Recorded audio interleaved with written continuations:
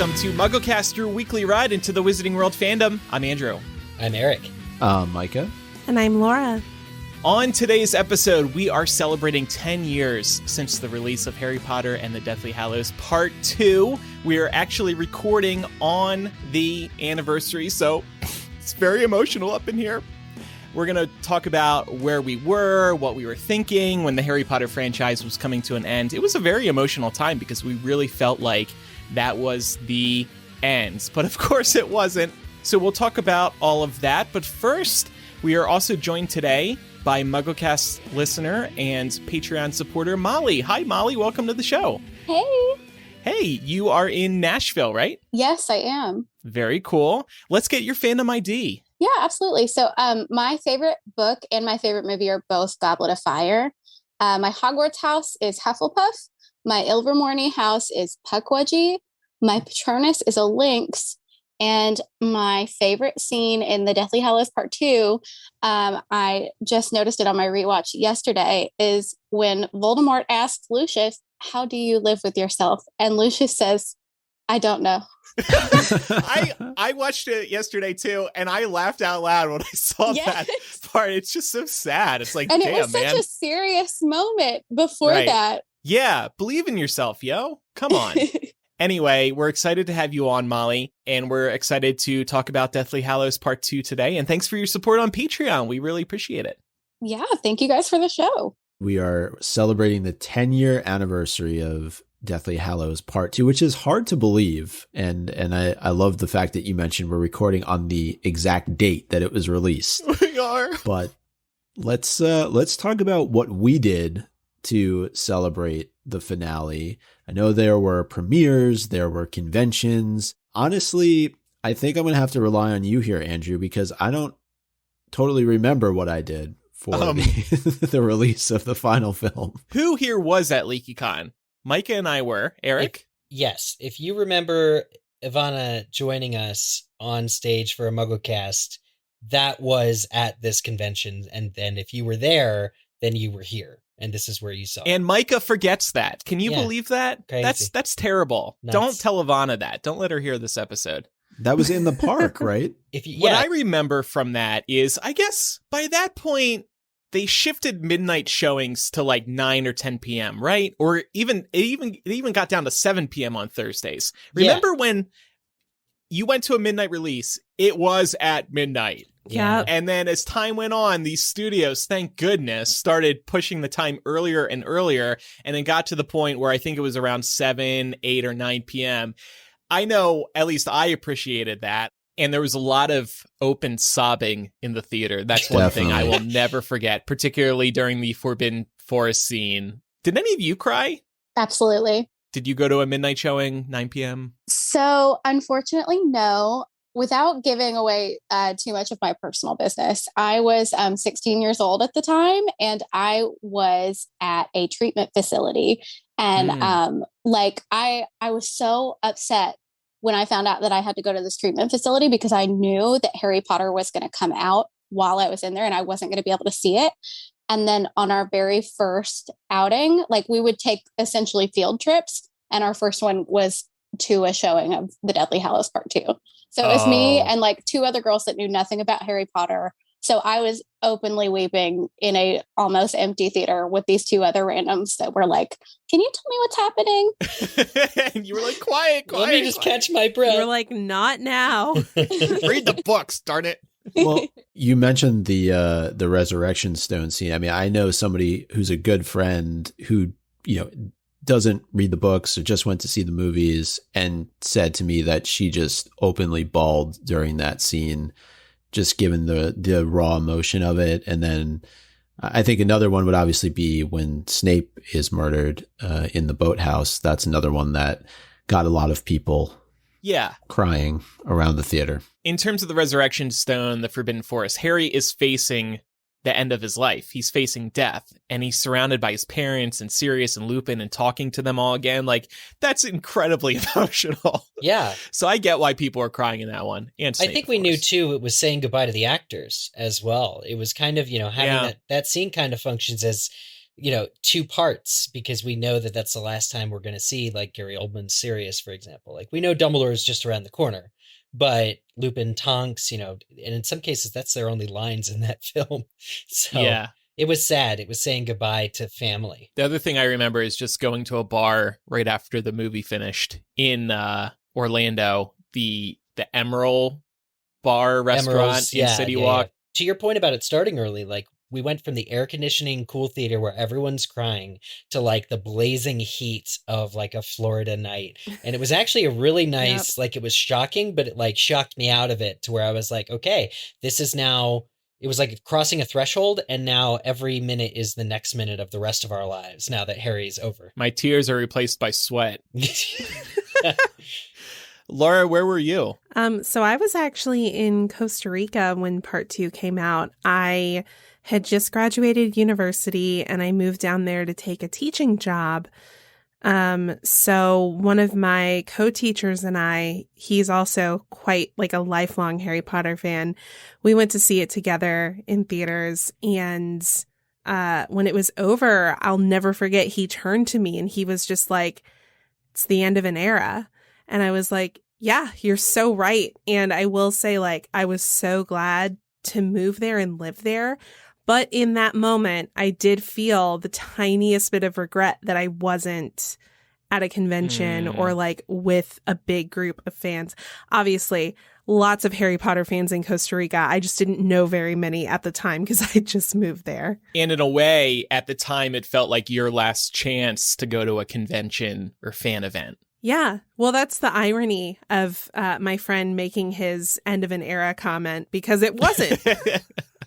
You were like, nah, they're going to announce a spinoff in 2 years. And then he was like, okay. Yeah. There was the world premiere in London, and that very much felt like an ending as well, because the trio, Dan, Rupert, Emma, the producers, the Davids, director David Yates as well, and then J.K. Rowling were all there, and the trio and Rowling all gave speeches at the world premiere, and this was broadcast live on the internet. And a lot of people will remember these speeches forever because they're very heartfelt. I want to play the speeches from the trio because I was watching this yesterday, and I had forgotten how moving these were. I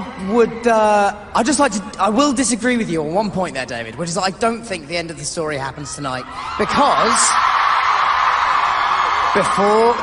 don't get too excited, it's not what you think, but because each and every person, not only in this square, but also watching around the world, who will see this film and who have followed these films over the last 10 years, will carry this story with them through the rest of their lives, and it will affect what they do.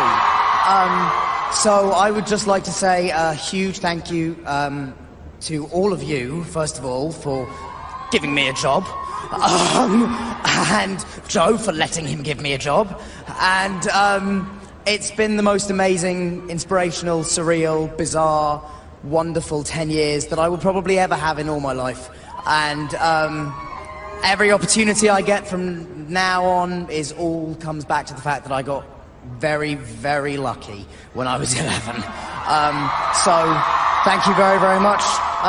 Emma? I'm going to voice what I think everyone in the crowd is already thinking, which is that, Dan, you didn't get lucky. You were and are the perfect Harry, and will be forever.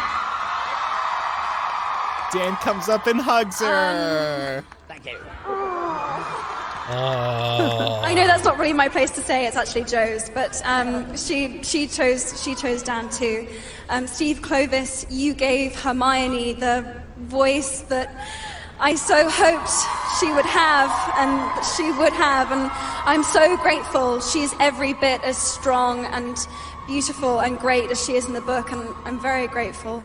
Joe, thank you for writing these amazing books and for being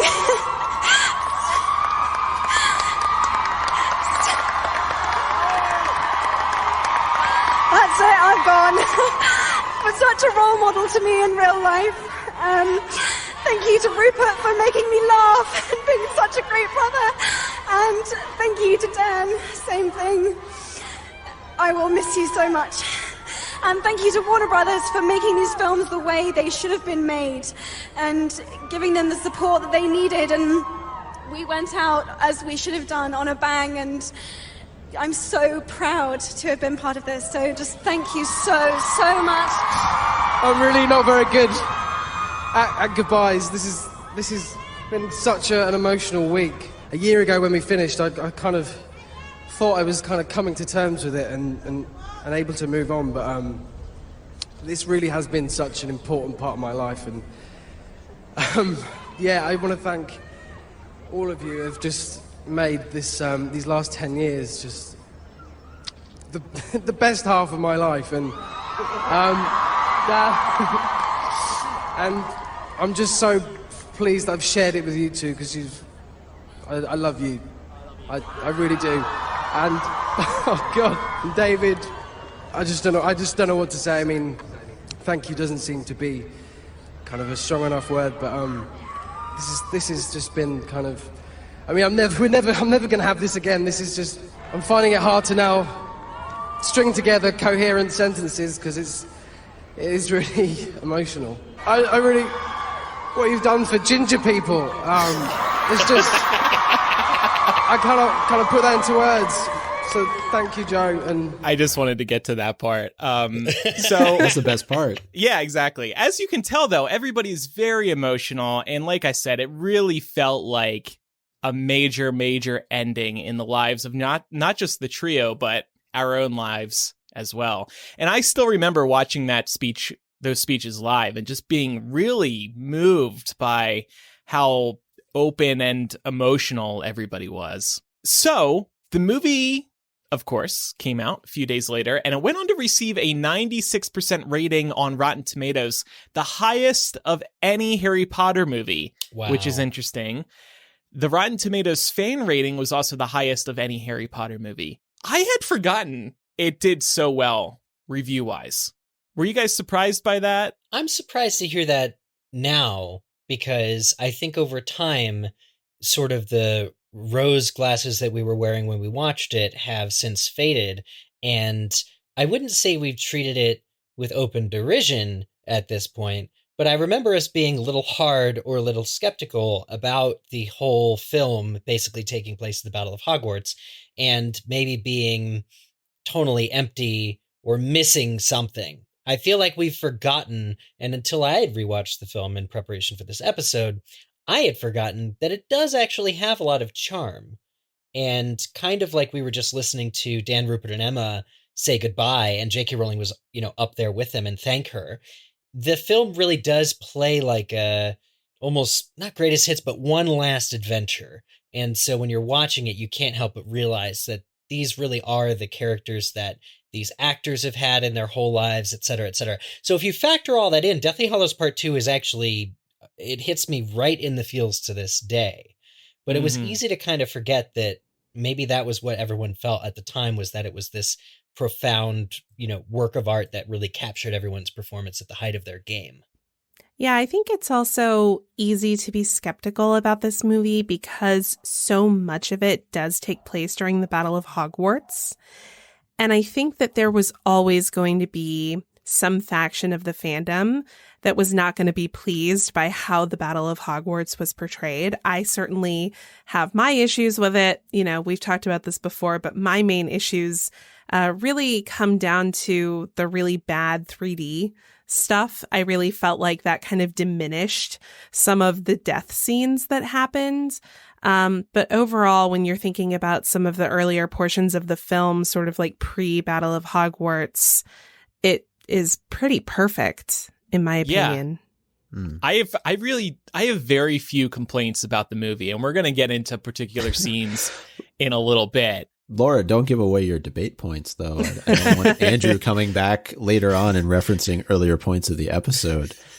As far as the high rating, I mean, I'm not surprised. I guess it would be interesting to see how it compares to other finales in other movie franchises, and if it's higher, lower, or about the same. There may have been some emotion at play when critics were reviewing it. I don't know, but it is a very good movie. Again, looking back on it, watching it last night, I was like, damn, I've got no issues with this movie. I do, but I don't. They're little. I know exactly what They're you little, mean. yeah, they don't ruin the movie for me. Yeah. I guess that's what I mean. I was surprised that this film, however, did not get the full Return of the King treatment at the Oscars, right? Because that was sort of the precedent that was set, with 13 Oscars or 12. It just kept winning, when Lord of the Rings ended. And Harry Potter walked away with part 2 without getting any Oscars still. I think it got one, no? Didn't it No. get one? Oh. Fantastic Beasts has one. Yeah. Okay. But so it kind of felt in a way like a cliffhanger, because while the fans might have been satisfied, I think there was like this industry idea that maybe it wasn't a great movie or something. I'm not sure. It always felt kind of cliffhangery because of that, because for as much as the series affected our lives, it didn't have as much of a critical impact the way that other even fantasy series had by that point. Laura did mention 3D. I am so glad that 3D didn't stick around for long. Seriously. I don't remember if we saw it in 3D at that midnight premiere in Orlando. Hard to say. I definitely saw it in 3D and just really, really had strong feelings. But again, we can hold on to some of this. I don't think obviously I'm not the most reliable source here, but I don't think we did see it in 3D. Thank goodness. I do have a picture from inside the theater before the movie started, and I didn't see any 3D glasses. So. Oh yeah, that's usually a huge indicator. But the CGI effects I remember, or actually having just watched it, that strike me as being the worst are the flower growing in Lily's hand and the resurrection stone landing in Harry's palm. And I feel like both of those might have been for 3D purposes, that they like made them, because they made them CGI. They didn't even have to make them CGI. Like, I don't know if that was like some attempt to do something 3-dimensional. You know that moment where Harry and Voldemort's faces meld into one? How could I forget that? I thought that moment, well, some people probably want to just erase it from their memories. Oh, it's the best. The best. So I think they made that scene specifically for 3D audiences. That seems like it would pop in 3D. Definitely when the Death Eater flies through the window and is repelled by Kingsley's spell back out. Yeah, I think that was too. So we'll get into some new and notable characters, and then we're going to get into some movie omissions and movie changes. So there's lots to discuss today. But first, this podcast is sponsored by BetterHelp. Taking care of your mental health is one of the most important things you can do for yourself. And if you think there's something interfering with your happiness or is preventing you from achieving your goals, check out BetterHelp. They will assess your needs and match you with your own licensed professional therapist who you can work with via voice, video, or text chat. BetterHelp lets you easily and quickly get started with therapy right from wherever you are now. Within 48 hours, you can start speaking with a therapist, and the service is available for clients worldwide. Whether you're at home, at work, on the go, in the park, about to watch a movie at midnight, you can log in to your account anytime and send a message to your counselor. It's not a crisis line. It's not self-help. It is professional therapy done securely online. You'll get timely and thoughtful responses, plus you can schedule weekly video or phone sessions. BetterHelp is more affordable than traditional offline counseling, and financial aid is available. BetterHelp is committed to facilitating great therapeutic matches, so they make it easy and free to change therapists if needed.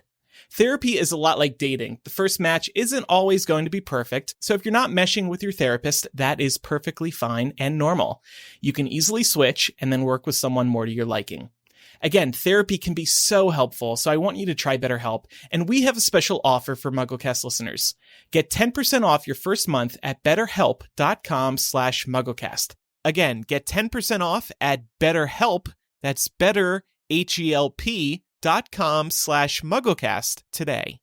So I thought a good way to get us started would be to talk about all the new and notable characters that showed up in Deathly Hallows Part 2, of which I could really only find 2, and we're going to ignore the fact that Aberforth kind of peeked through the mirror in Deathly Hallows Part 1. I don't really think we got a official chance to meet Kieran Hines that way, but Aberforth is certainly a character that plays an important role in Deathly Hallows Part 2 when the trio show up in Hogsmeade, and then, of course, he joins the battle a little bit later on.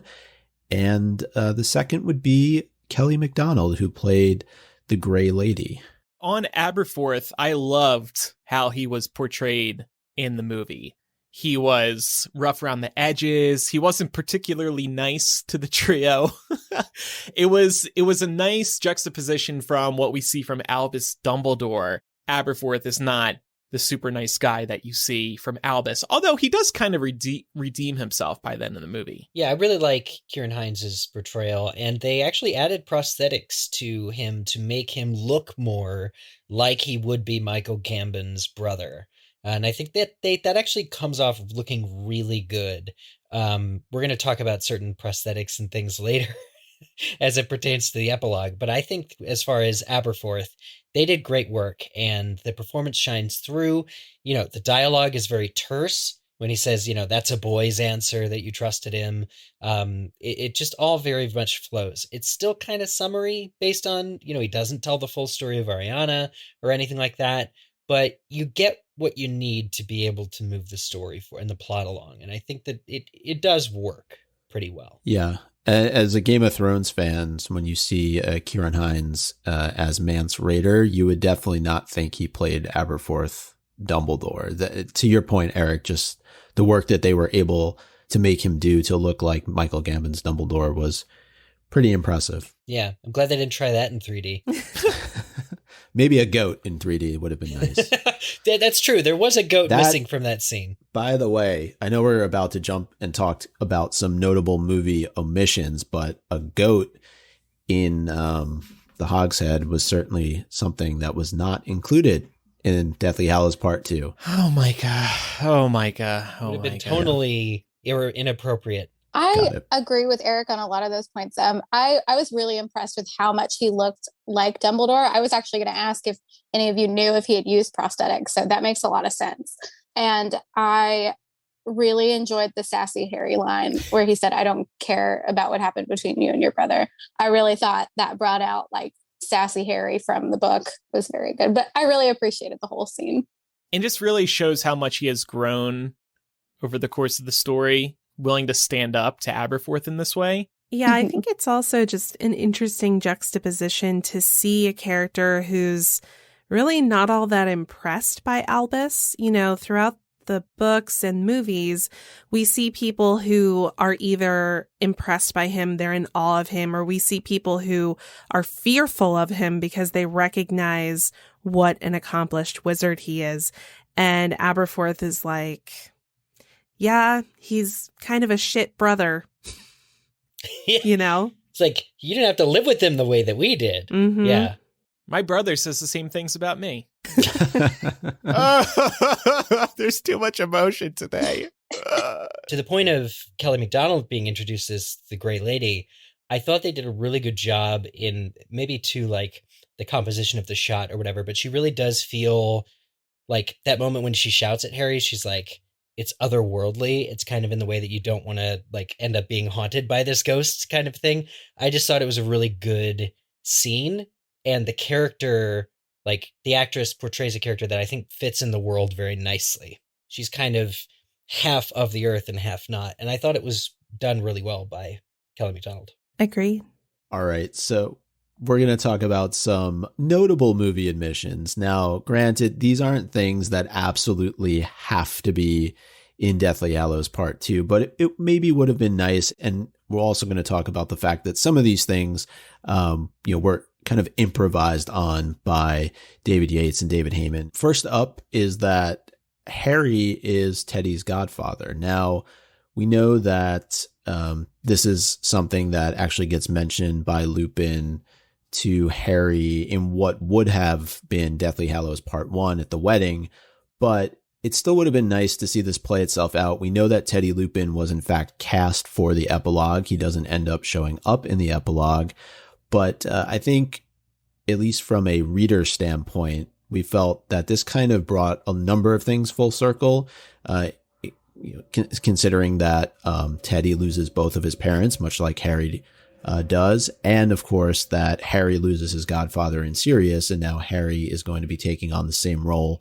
with Teddy. So this is a small one, but I think something that fans would have appreciated. So does that mean Teddy didn't get any mentions at all in the Harry Potter movies? Tonks says that they're going to have a baby, and that's the extent of it. There is a deleted scene too where Lupin's like, where's Teddy when Tonks shows up to the battle? So maybe that would have been good to have been included just so Teddy got a mention. But I guess if he's not appearing in the epilogue either, then to movie viewers, they didn't find it so important to include. What's weird, because during the Resurrection Stone scene, Harry says to Lupin, "Oh, your son's going to grow up without a parent." I'm like, wait, did they even announce Tonks' pregnancy in the movies? Like, did we even know Tonks was pregnant? And we did, like you mentioned, but it was like barely, not in this film, I don't think. Mm-hmm. So it's weird for Harry to be concerned with, for movie Harry to be concerned with, your son's going to grow up without any parents, because it really wasn't a part of the movies. Right. And it was Luke Newberry, the actor who was cast as Teddy Lupin. So I actually think that he shot scenes for the epilogue and was on the train to Hogwarts, but then for whatever reason, they made the decision to cut him from that scene. Eric, you mentioned this earlier, but Aberforth doesn't really get to tell the full story about Ariana. And there's a lot of really good information that comes out during this whole conversation between Aberforth and the trio. And Harry even, going back to what we were talking about on last week's episode, makes reference to when Dumbledore was drinking the potion and we finally find out what it was that he saw, at least what Harry thinks that he saw. And that was Grindelwald torturing Ariana and Aberforth. So again, I don't know that all this information needed to be in there, but I think it gives a little bit more insight into Dumbledore's character. One of the things I would have liked to have seen is Harry saving Professor McGonagall from the Carrows. He uses the Cruciatus curse on Amicus Carrow after Amicus spits on her. This is in Ravenclaw Tower. Oof. And it just shows Harry's love for McGonagall. And we get some of that, I think, in the scene between the two of them in the Great Hall after Snape escapes. But this was really kind of that defining moment between these two characters. Yeah. Yeah, I agree, for sure. I think that we're missing a lot of those kinds of moments between Harry and McGonagall throughout the movie adaptations. We get so much more of it in the books, and I can just see this being an example of something that the filmmakers were like, we got to prioritize what absolutely needs to be on the screen. But yeah, I agree. Yeah. I would have liked to see this too. Yeah. The interaction you see is she asks, "What can we give you?" And Harry says to McGonagall, "Time, as much of it as you can." And, that's pretty much their interaction. And McGonagall says, "It's good to see you," which is cute. Yeah. I don't know. At this point, 10 years removed, I can't complain about them leaving things out, because we've spoken about this so many times on the show. There just isn't time to fit it all. And this is after they created two movies out of one book. It's interesting you say that, because that's going to be one of the points that I raise during the debate. You talk about timing. Okay. It's actually the shortest of all the movies. Well, less is more sometimes. Yeah. Sometimes. And I think too, not to jump into the debate early, but I think there's also a point to be made here about, yes, it would be completely unreasonable to say the filmmakers must include every last little thing. It's never going to happen. But you can have opinions about what they thought should be prioritized versus what hit the cutting room floor. And I think that is probably going to be the meat of what we discuss later in the episode. The sooner the movie ended, the sooner I would get to go to Emerald's bar. So I had no complaints. Andrew was like, "I gotta pee. Well, let me out. I gotta step into that Orlando sweat." While we're talking Orlando about heat. Omissions, though, what fits is, as you said, Micah, this was released so close to the world premiere that a lot of people saw this movie here first. That includes some cast members that were at LeakyCon that year. This was the first time that they saw the finished version of the film, and I believe at least one of them was surprised to find that certain scenes that had been filmed were not in it.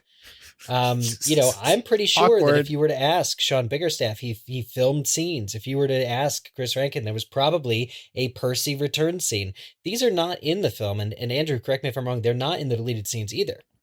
No. And there's definitely like there's clearly footage of several of these kind of character returns to the point of what we're talking about, these little moments that just aren't in the film, and it is questionable. Why not? Especially if it would have given us 2 more seconds of Fred before dying, to say, Perce, you're back. Right. Yeah. And what were those cast members' responses to Voldemort's portrayal in certain scenes? I mean, I wasn't sitting next to him, but I know I was delighted.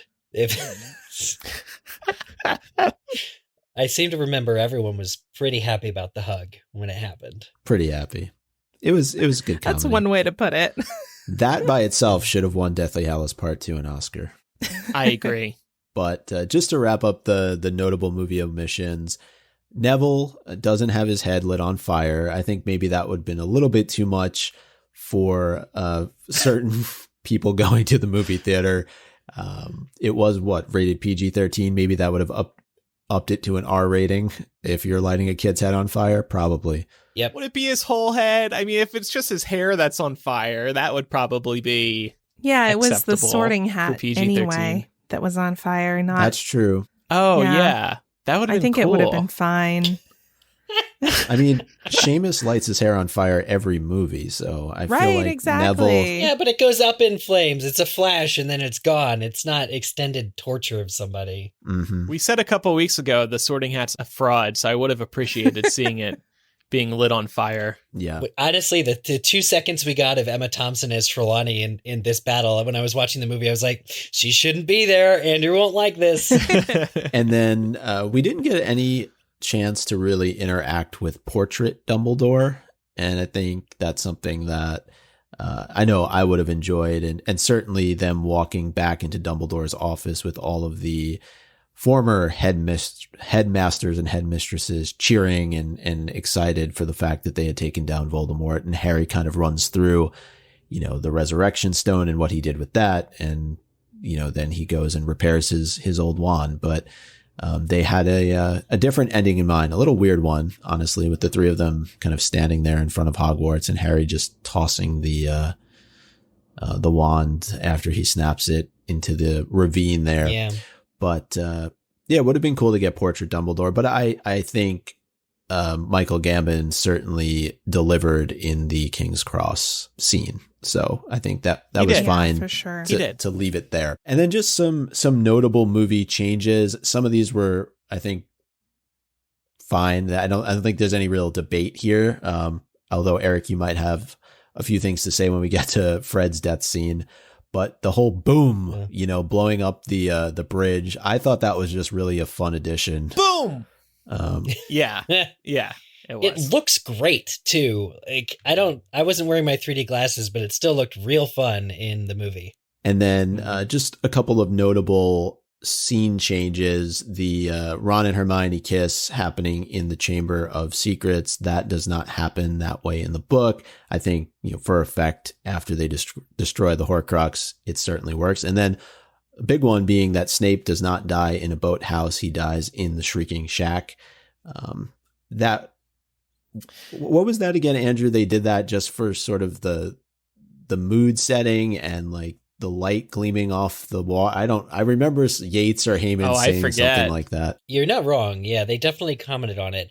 I personally find the boathouse to be a more dynamic scene. The Shrieking Shack is kind of like this generic wall. Like in Prisoner of Azkaban, the movie, it's kind of swayed. Like there's not as much of a significance, but I think water represents life. So having him be at the water and his life is like flowing out of him is probably something like that.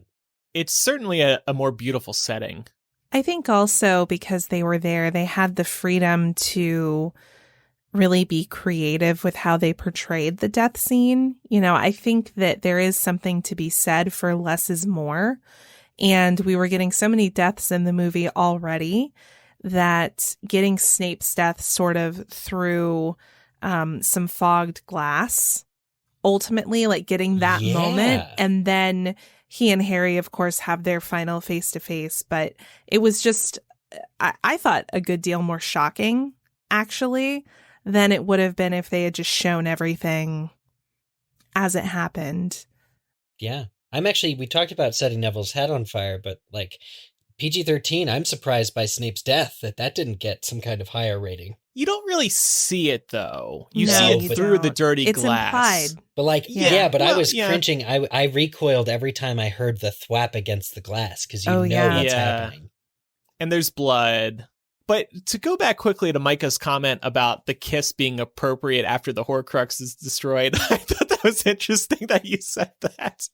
Why? I mean, what were they? I mean, in the book, it happens because Ron is advocating for the house elves and making sure that they're okay. And because they've cut the house elves out, essentially, there needs it to be wouldn't another work. moment. Yeah. Look, I would kiss somebody too if I just successfully destroyed a Horcrux. So I get where they were coming from. It still was kind of abrupt, though. I think it was also just Andrew, that it was I have a awkward question them for to you. do. Would you still kiss someone not only after you destroyed a Horcrux, but after you both got drenched with 2,000-year-old sewer water? Nothing can get in the way of Love. real love, like Ron and Hermione. You're just like holding their noses while kissing each other or something. I love you. There was also Snape and Harry's confrontation in the Great Hall. That does not happen in the book. It's actually kind of a cool scene in the books too, because McGonagall, and this is not long after the incident in Ravenclaw Tower that we were talking about earlier, runs into Snape in the hallway. They have a bit of a confrontation, and then she starts to duel with him, and the other heads of house show up and engage as well. And then Snape flees. So I just like the symbolism of all four houses kind of being united against Snape. But I'll deal with the Great Hall because I thought it was actually very well done. Yeah, you kind of get the sense that McGonagall's just really sick of her colleague being evil. She's like, okay, like now's the time to do the stand, kind of a thing. But I feel like the other heads of house, namely Sprout, are underused in this movie. In the end, they're there. She's on set. You see Miriam Margolyes looking exhausted, sitting down, and Flitwick does get his time to shine. But I think overall, it could have been more like the scene in the books. It could have afforded to be that way. And you talked a little bit about this earlier, Eric. Fred's death scene, it obviously happens off screen in the movie, but in the book, Harry, bears witness to it. And it's actually when Percy returns, and it's a very kind of short-lived conversation between the two of them. They kind of have a little bit of a bonding moment, and then things go kind of out of control. The wall explodes, and that's the end of Fred. Yeah. I'm not thrilled that it was, not given the special moment. We just kind of see all the other Weasleys crowding around his body.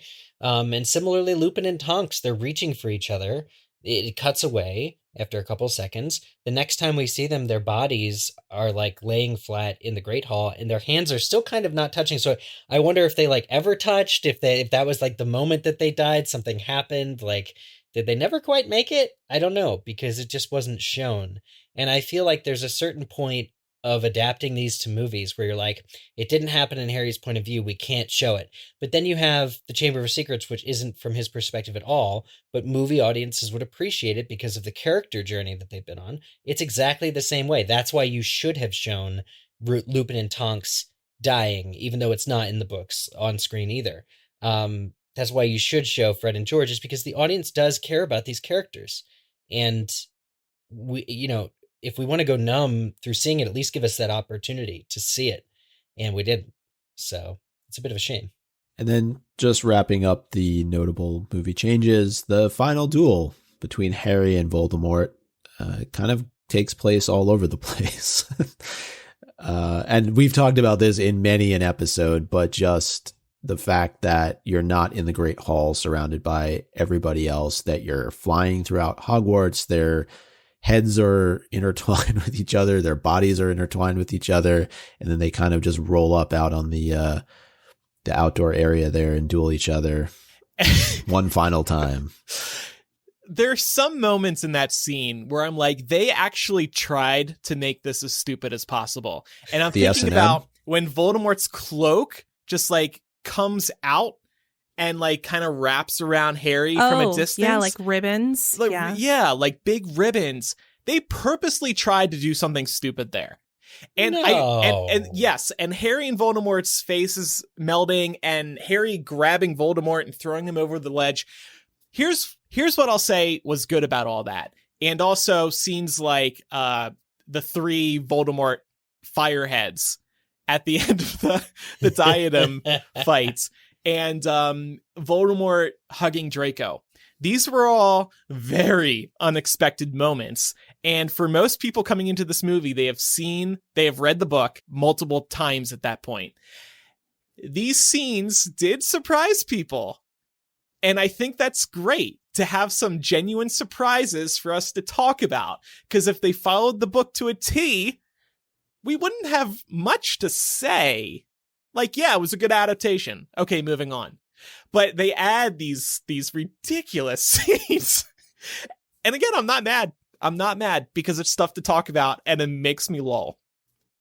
But I think they purposely tried to be stupid to give us something to talk about. You think they were purposely like, hey, Rafe, make like every dumb nasally sound you can. Oh, we're going to get to that. We're going to get to that. Wow. Okay. Regarding the robes encircling Harry, that actually happens a ton in the books. People cast spells and ropes shoot from their wands. How dumb do you think that would actually look in real life? It would look about as dumb as it looks in Deathly Hallows.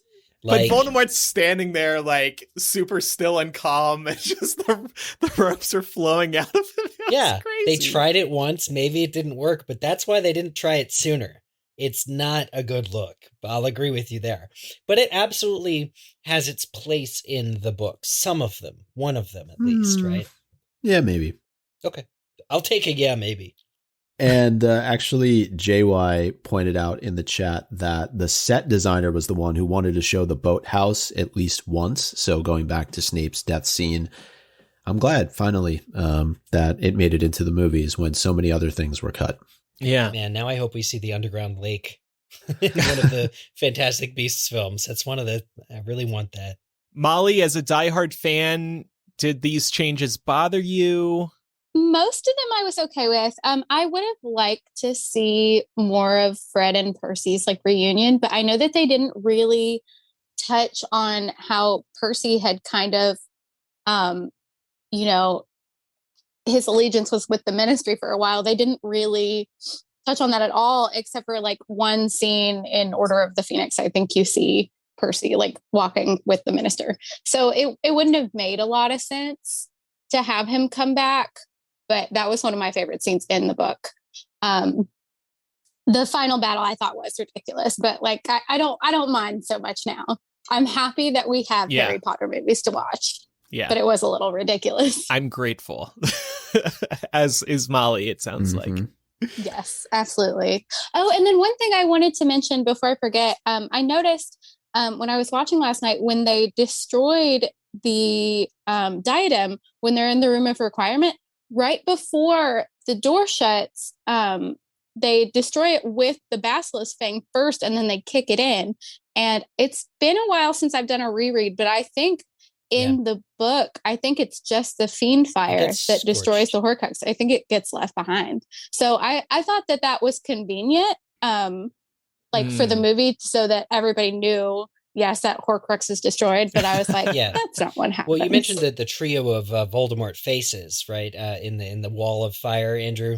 Right. Yeah. Well, it does that 2 other times in this movie, including down in the Chamber of Secrets. It's just that the Horcrux has this Voldemort inside it. That's literally a part of his soul that's dying, and so he, kind of grows up almost Imhotep style with like the nearest element he can find and forms his face in it. But like the smoke that comes out of the Horcrux is what does that. So I kind of like that because it is like an extra scream. You kind of feel the weight to each death of Voldemort's. And that includes the sounds that he makes. Laura, the nasally kind of a thing. That's the sound. Save your impressions of for a few minutes from villain now. dying. He's becoming mortal. Like I think he would make a kind of a. That's how I sound in the morning too when I'm getting up. I'm pretty old. But yeah, I'm okay with it because I think you really need to, in the books, certain things work, but in reality, you would have a gasp of some sort or, some kind of involuntary noise. A gasp makes total sense, but we're going to be getting into some examples of things that were decidedly not gasps. On that note, wanted to ask the group, what scene were we most looking forward to from the books? So obviously, in reading Deathly Hallows, we all had scenes that we were really excited to see come to life on screen. Maybe some did, maybe some didn't, but wanted to start asking Laura. Well, I feel bad because Eric had his in before I correctly had mine in, but mine was definitely the escape from Gringotts and really the whole Gringotts portion. I mean, Helena Bonham Carter playing Emma Watson, playing Bellatrix was so funny, really well done. And I just really liked... ultimately, I was really happy with what they did with this. It felt really raw and kind of gritty, the way they approached it. I felt so bad for that dragon. Yeah. I was like, oh, somebody adopt this dragon and just give it... I'm talking about it like it's a dog. I'm like, give it treats for the rest of time. But yeah, I thought that they did a really, really good job there. And I think it's a testament to them following the book so closely for that portion of the story. Yeah, everything's clearly explained. Just to hop onto that, the only thing I'll add is that is the litmus, I think, for whether or not they did a good job is whether you feel for this dragon. And you the goblins, like where they introduce the noisemakers and Griphook's telling, oh yeah, it's been trained to expect pain. You're like, wow, this thing is just like so subjugated. You want to see it escape, and having them do the escape and actually just seeing them destroy, the Gringotts that we've known to come and love, that main lobby area, and like the chandelier, and just blow out, not only makes for a great scene at the Wizarding World of Harry Potter, Diagon Alley, but is a great movie moment, like a classic all-time great movie moment.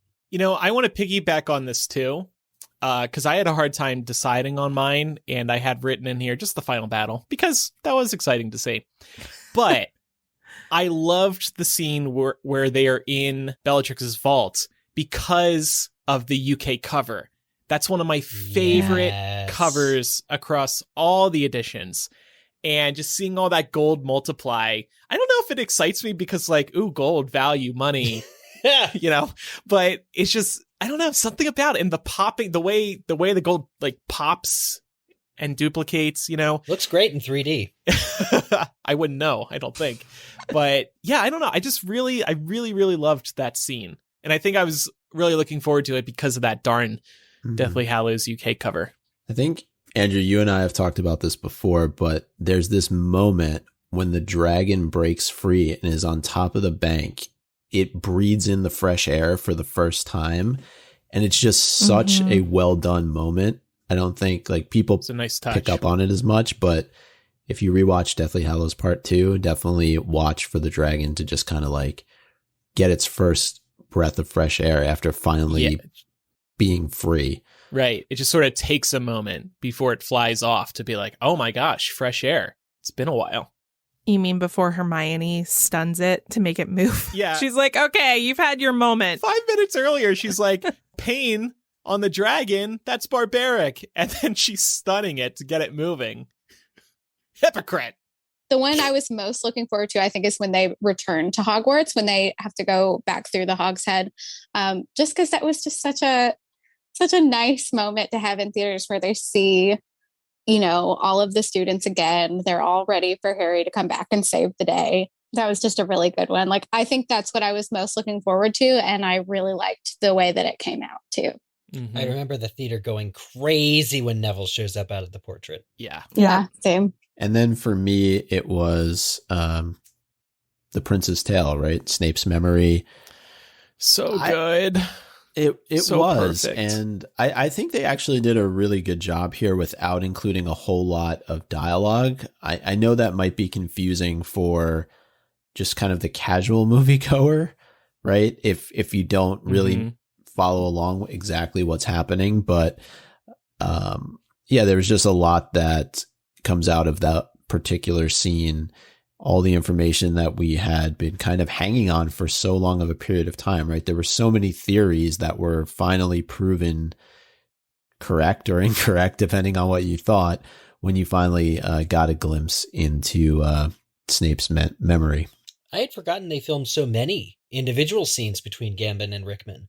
There's a lot there. Rewatching it, I was like, wow, they're actually really, these are all in here. I was like, this is crazy. And these scenes really made me love Michael Gambon as Dumbledore. He really is good. I like this interpretation of Dumbledore. Maybe it's a little rougher. Maybe it's a little ruder. But I like it. I like it so much.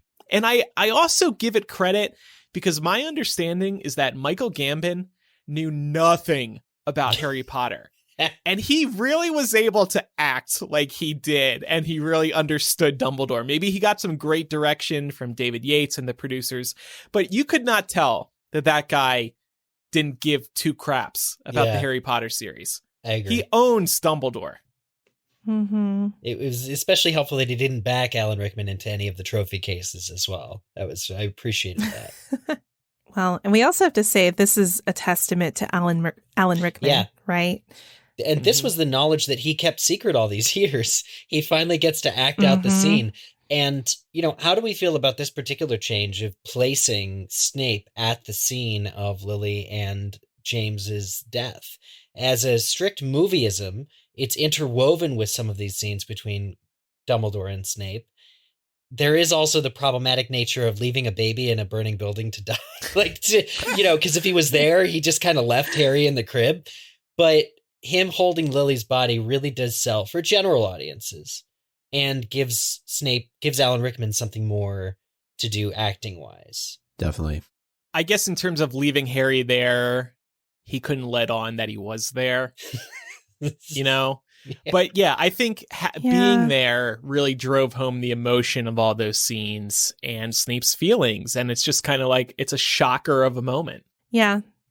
I feel like it was a very stylistic choice based on the way they sort of, as you said, Eric, interwove that into, or maybe Micah, you said that, interwove that into all of those scenes. And yeah, I think for the movie, it actually works. Aside from sort of like the realization that you have 5 minutes after you see it where you're like, man, he left that baby in there.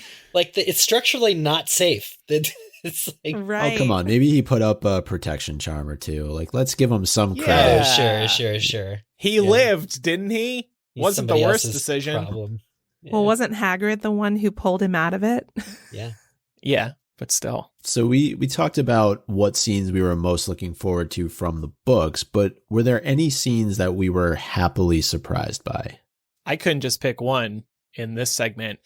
First of all, the whole man the boundaries, do your duty to our school. Like that is one of my all-time favorite moments across all 8 movies.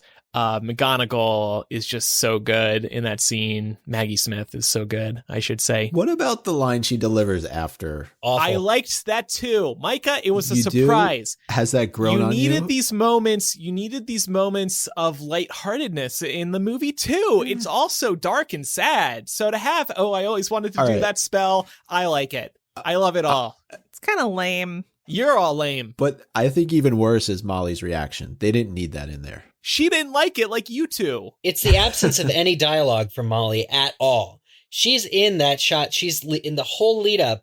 Like Julie Walters is in the scene and they're giving her no dialogue. So the fact that like she's just randomly there next to McGonagall when she's doing all this magic and she's like, I always want to use that spell. And Julie Walters just kind of looks at her and like doesn't know what to say. I'm like, sorry, that's just awkward. Like that's alongside. They had to hold for laughter and applause. Come on, people. It's comedy. Yeah. No, but I will agree that it is a little weird that Molly didn't say anything in that scene. Maybe before I always wanted to do that spell. Yeah. But I think Molly's also a reflection of the seriousness of the evening. I don't know. She can't be like, No, just cut it is my point. Yeah. So we're supposed to believe that McGonagall always wanted Hogwarts to be attacked so that she could do this. Or maybe she just wanted to make them. Okay. Does it make perfect sense? No. No. I still love it. It's an immensely powerful spell, though, if you think about it. Like, I've always envisioned when she did that spell that it would almost like radiate throughout all of Hogwarts, and all of the statues and all of the suits of armor and everything else would come to life. Not like that little snippet where you just see like 5 statues jumping down from their posts. Yeah. Well, I mean, in the books, the suits of armor are already kind of half alive. Meh. Another thing I just wanted to call out was generally the throwbacks in this movie. Ollivander saying the wand chooses the wizard again. I thought that was really special. Yeah. Going back to the chamber, like we spoke about earlier, and seeing the skeleton of the basilisk was cool. And then, of course, seeing all those who died in the forest. So all those throwbacks. And then finally, yes, I was pleasantly surprised by Voldemort's signs of weakness as each Horcrux was destroyed. Yes, I'm talking about the weird noises. I liked them, okay? Well, it's amazing you're able to play them directly from the film like that, Andrew. I should have known. We're going to get sued. Would anybody like to try their best impression of these noises? I know mine are really good. They can't be beat, but you can give it a try too. I think the worst one is the proclamation when he's like, Harry Potter is dead, and then he goes, meh. Like, what is that? Whoa, he dances a little bit. I love everything about that, because like it strikes us as being weird or goofy, but tonally it's shifted because he really thinks he's won. Yeah. You can't take it too seriously here. Like, he really thinks he's won. It's the glee. He's not human, by the way. So he's going to sound really weird when he like guffaws. Right.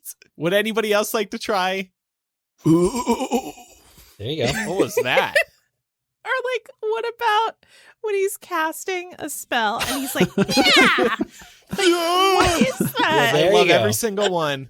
I love every single one.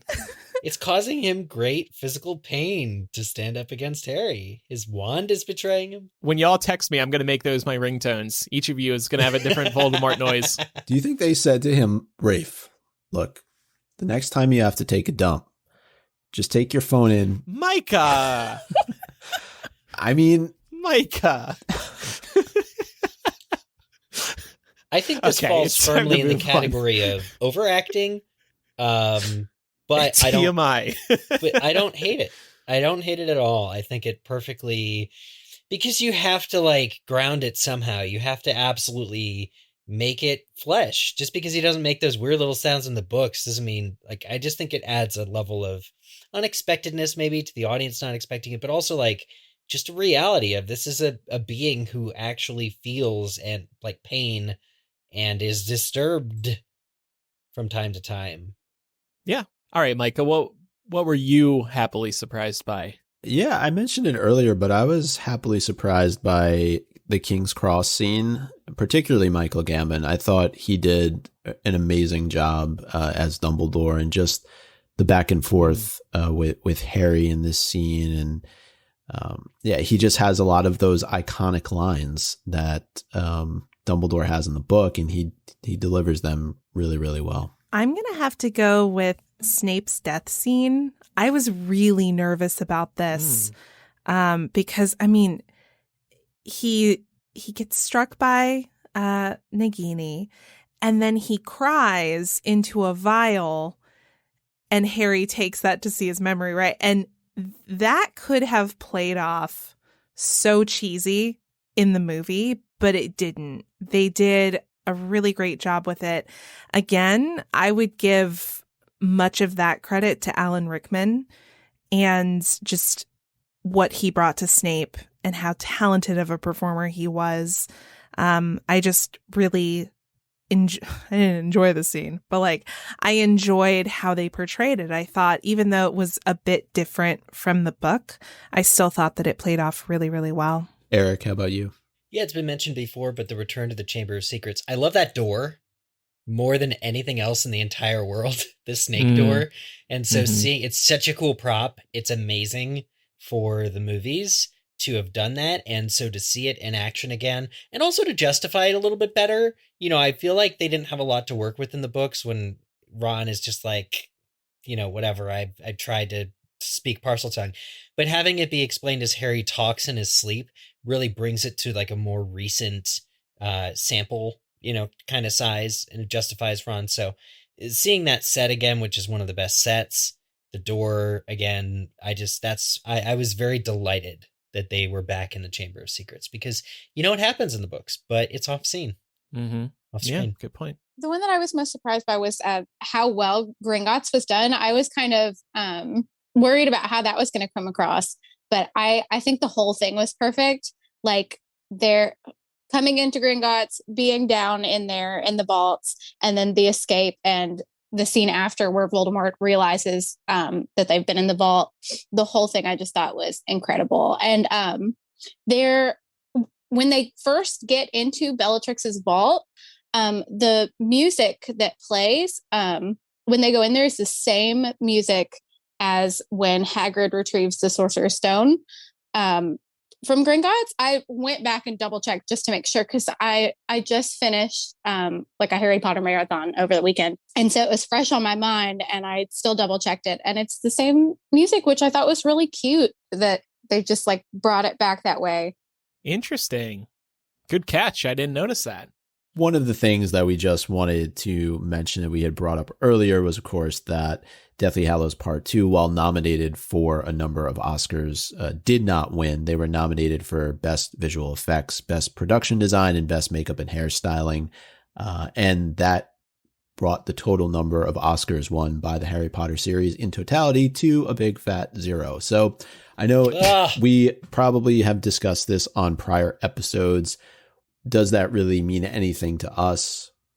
Probably not at the end of the day. I mean, it won plenty of other awards in other categories at other shows. But I really just think awards don't make a movie, nor does it make a franchise. So I think when we were talking about Return of the King earlier, it was just to they did that, I think, just to make good on the fact that they hadn't taken care of Lord of the Rings prior to that. That's fair. Ian J., who is listening live, she commented on our discussion on Voldemort's noises, and she said, "Oh no, this made me think about Cursed Child. What sounds did Bellatrix hear?" Ooh. I hope the same ones. Wow. If you get our drift. There's a mental thought. All right, so I also wanted to touch on the epilogue, because there was a little drama around this. They initially filmed the epilogue on location at King's Cross, but they ultimately decided to reshoot it. And I think the second time they actually shot it in studio rather than back at King's Cross. Why did they reshoot it? The lead characters in their older years looked really bad. They shot on location, so there were paparazzi photos. In fairness, these are paparazzi photos. They're not going to be shot at the best angle and the best lighting, when they're actually acting, etc. But if you look at these, Ron's hair, he's got a receding hairline, and his hair looks like it hasn't been washed. Tom Felton's Draco looks very old. Hermione, she probably looks the best amongst everybody. Harry as well, kind of to me looks like a receding hairline. And then I found this interview with David Yates because Entertainment Weekly had asked him why they reshot it. And he said, "I didn't want older actors. If you spent 7 movies with these guys, you know these kids and you want to end with them. We ended up with a scene that for all sorts of reasons, not just the makeup, just didn't work. I asked the studio to have a second pop at it with a very simple solution. Simple makeup, which may be enhanced slightly with special effects. That's really charming." And David Heyman added, "We thought about a nostalgic look. We thought about a nostalgic Nice look back at how the kids have grown over the previous films. We decided against it because this ending captures all of that." So to me, this says not only did they not like how the characters looked, they wanted them to look older, but not too much older. And they didn't like the dialogue. It's bad. They're 36. They look 63. Eric, your point, they're in their 30s. It's not like they're, grandparents. They had a rough couple of years rebuilding the Wizarding World. Express. Yeah. And actually, I'll say this is a scene that's kind of grown on me a little bit in rewatching the movie. having known that they had to do a retake of this, I actually think they look fine for the most part now. Yeah. I agree. Yeah, I wouldn't disagree.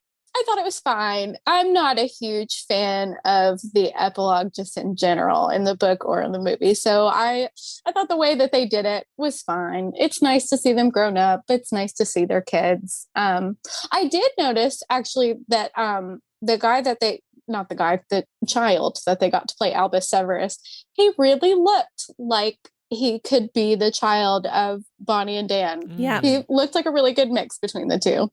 Okay, so we are going to get to a debate about the movie in a moment. But first, this week's episode of MuggleCast is also brought to you by someone who makes my evenings so much better, HelloFresh, and we are going to hook you up with some free food. HelloFresh cuts out stressful meal planning and grocery store trips so you can enjoy cooking and get dinner on the table in 30 minutes or less. Even though I primarily use them for dinner, they have all kinds of meals. They have quick and easy meals, 15 to 20 minute dinners, breakfast on the go, and more easy options perfect for your busy lifestyle. HelloFresh offers 50 menu and market items each week, including ready-to-eat salads, sandwiches, and soups. From working with farmers to reducing waste, there is a lot to love about HelloFresh, including the flexibility. Easily change your delivery day, food preferences, plan size, or skip a week whenever you need. The recipe cards are super easy to follow, and then when you taste the food, you will be so proud of yourself. What's also nice about these is that you're being introduced to meals you would have never thought of before, in part because HelloFresh guides you through adding new twists to some of your favorites. You gotta give them a try. I promise you, you won't be disappointed. Go to HelloFresh.com/Muggle14 and use code Muggle14 for up to 14 free meals plus free shipping. Again, that's HelloFresh.com/Muggle14 and use code Muggle14 for up to 14 free meals plus free shipping. HelloFresh is America's #1 meal kit and my #1 way of improving my evenings. And by the way, if you need that link or that code for this sponsor or our earlier sponsor, visit the show notes of today's episode. Okay, time for a debate. So this is a segment that we are bringing back. We have not done it in a while, but it's always a good time. And remember that in a debate, it's not a matter of who is right and who is wrong. It is a matter of who presents the best argument. So sweet, sweet votes, baby. On side number 1, arguing that Deathly Hallows Part 2 got it right and was the ending we had all hoped for, are Andrew, Molly, and Eric. And on the other side, saying that Deathly Hallows Part 2 had 2 chances to get it right, and it fell harder than Dumbledore from the Astronomy Tower, are myself and Laura. Molly, Eric, either of you itching to get started? Molly, you should start us off. I mean, they're the only movies we got. I know that's not the greatest argument, but it's the first one that comes to mind for me. I feel like they got a lot of things right. Like, we're all very emotionally tied to the movies. So obviously they did something right there. They're fun to watch. They addressed most of the major plot points. They didn't leave out anything that just totally wrecked the movies. As an adult now, I don't have any problems with them. As a nitpicky teenager, didn't love them. But now, for the nostalgic factor, I think they're great. I think they got it right, especially at the end. I think you can argue that they got the movie right because now, 10 years later, we still watch this movie and we are still moved by most of what we see in it. I was moved watching the movie last night. The anticipation, the final battle, the Forbidden Forest. There's just so much to love in this movie. And the seriousness of it all is mixed in with these occasionally lighthearted moments. I always wanted to do that spell. Oh, McGonagall, I love you. That is such a great line for this moment. It breaks the ice. The fact that I can watch this 10 years later and still be moved by it and still be satisfied by it just tells me that they did this right. And that 96% on Rotten Tomatoes was also very right. In summary, if Deathly Hallows Part 1 was the actors coming into their roles, really growing as actors, becoming adults, and becoming their characters.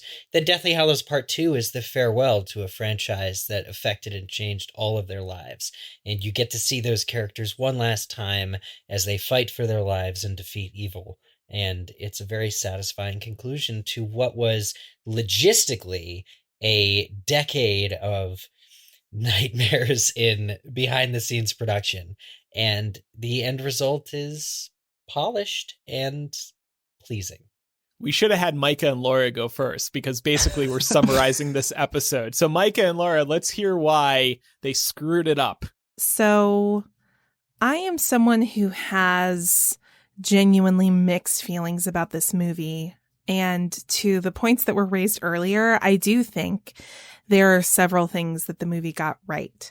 Unfortunately, anything that comes after the trio getting back to Hogwarts destroys the rest of the movie for me. And here's why.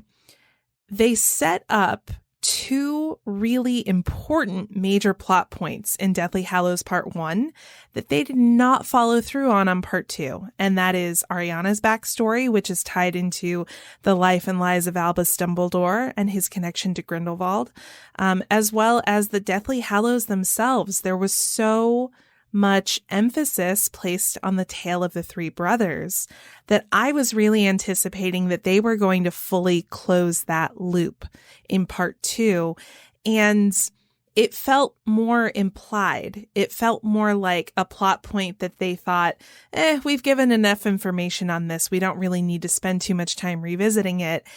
And then to end the movie with Harry snapping the Elder Wand and throwing it into a body of water, that completely diminishes the purpose of him realizing that with him would die the ability to control the Elder Wand.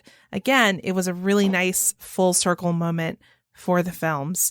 Let's see. I wrote down some points all throughout the episode of things that really bother me about this. I also feel like death scenes are really diminished in Part 2 of Deathly Hallows, with the exception of Snape. I thought that one was done well, but Bellatrix, Voldemort exploding into little tiny pieces of ash, it's pretty lame. It undermines the impact of seeing these characters that you've grown to hate for years and years, getting that satisfaction of a dead body thudding on the ground.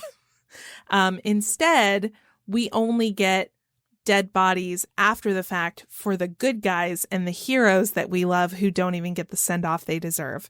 So it really just felt like they put so much time and effort into the buildup and then ultimately didn't put a lot of thought and effort into the payoff of the film. Yeah, I agree, Laura. And exactly with what you said, that most of my issues come after the trio arrive at Hogwarts. Now, I'll go back and start with the point I made earlier in the episode. Harry Potter and the Deathly Hallows Part 2 is the shortest film of all 8. This is the finale. This is it. You don't get any more after it. Hold on. Less is not necessarily more all the time. You made the decision to cut this book into 2 movies. And you made the decision to then only give us 2 hours and 10 minutes of screen time, right? Now, the final battle. What battle? Okay, what battle? There was none, really. The Death Eaters spent more time shooting spells at the protective shield around Hogwarts than they did at Dumbledore's army or anybody else who was fighting. Like, think about the opportunity you had.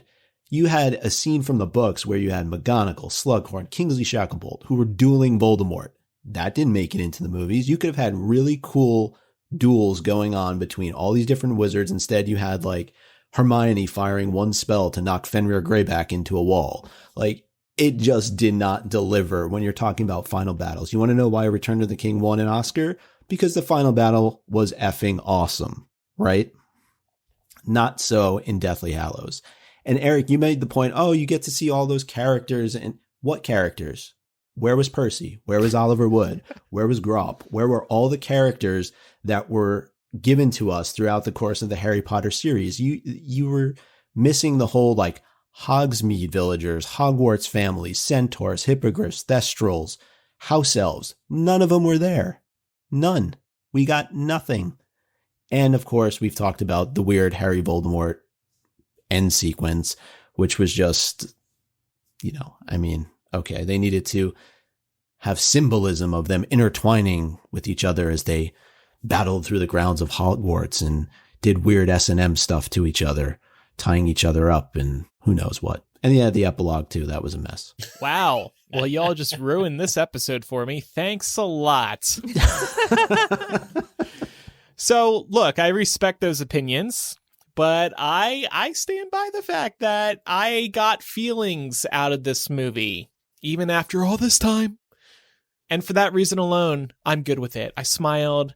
I cried on the inside. I laughed. I just had a good time. I don't know what you want me to say. Yeah, I just feel like the equivalent of like a Wizarding World War is not a laughing matter. Definitely wasn't in the books. You need breaks. You need breaks from that. Yeah, but I mean, if you're going to see any other war movie, are they like, oh man, I've always wanted to use that cannon? Like, this is Harry Potter. It's a children's series. It was very adult by the end, though. We've had that discussion a million times on the show.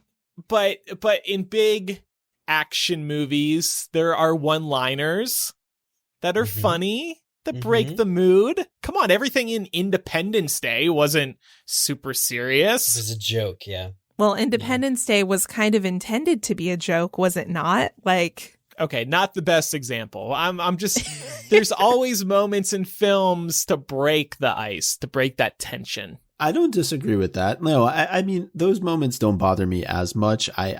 My problem was that you really weren't getting a finale. Like when you think of a finale, it's everybody coming together, all the little, things that we had appreciated throughout the course of the series. And I feel like they fell flat on a lot of that, right? Like when you're talking about bringing the entire wizarding community together against Voldemort and his Death Eaters, they didn't do that in the movies. Well, they had to tie up the ends that they made. There was so much omitted from the books in previous installments that you could only realistically tie up what you yourself hath wrought. So for Tamale's example about, the Percy scene, Percy's backstory not really explained about how he's a ministry guy. You have that scene in the movie. It actually doesn't work so well for general audiences. So I feel like they made the movie that was the thrilling, gripping conclusion to all the other movies.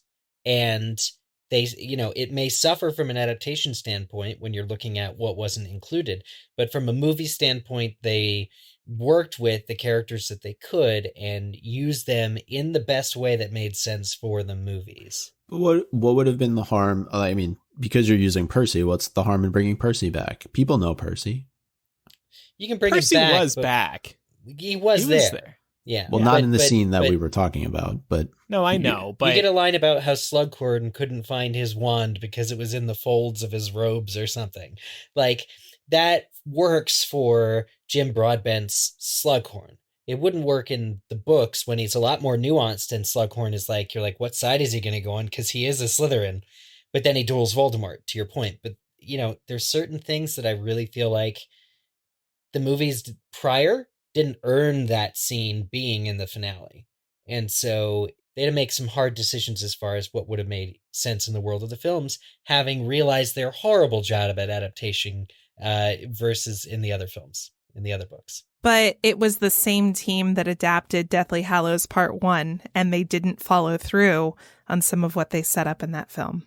Well, Ariana gets a call out. Aberforth says, Dumbledore gave her everything except time. That's a perfect one-sentence summary of what really happened between Dumbledore and Ariana. You want 3 sentences? You want 18 like in the book? Okay, we can talk. But it's not like it was completely discarded. And they left the door open for Fantastic Beasts. It was all part of the it was plan. All David Yates' plan. Yeah, backdoor pilot, as it's called. That's kind of what was going on there. I'm sure that's what they were thinking of. Left you wanting more. Yeah. Remember all the Quidditch scenes over the course of the 8 movies? backdoor pilot for Quidditch Through the Ages, the Starring movie Andrew coming in Lincoln. 2029. Yes. Starring Thank Andrew you. Lincoln, audiobook narrator. Yeah. In Walking Dead, quitter. I mean, to Eric's point, though, about, them not setting up as much in the earlier movies, isn't that also their fault, though? Yes, but cannot be included in part of a judgment zone about Deathly Hallows Part 2. They finished the film series that they had... Well, they finished the film series that they had made. Right. There are impossible expectations to meet with the final movie. Impossible! You can't possibly please everybody. And they did a damn good job. If you don't believe me, look at Rotten Tomatoes. That's my closing point. I'll just close by saying the decision was made to take Deathly Hallows and to split it into 2 parts. That gave them the opportunity to be able to tell as much of the story as they possibly could in the right way possible, and they failed to do it. And I know you jokingly come back at me when I say that the film was 2 hours and 10 minutes and it's the shortest one in the franchise.